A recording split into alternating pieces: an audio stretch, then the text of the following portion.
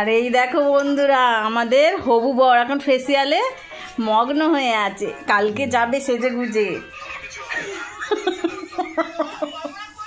দেখো তো গ্লো করছে কিনা, কমেন্টে অবশ্যই জানিও কিন্তু।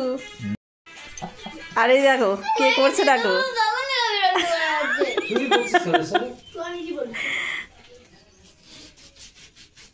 কালকে বিয়ে করতে যাবে। দেখো বন্ধুরা, বিয়ে হবে তো? হ্যাঁ, কেন হবে না, হতেই হয়। চোখটা এখন খুলে দিই। দেখো বন্ধুরা, বিয়ে হবে তো?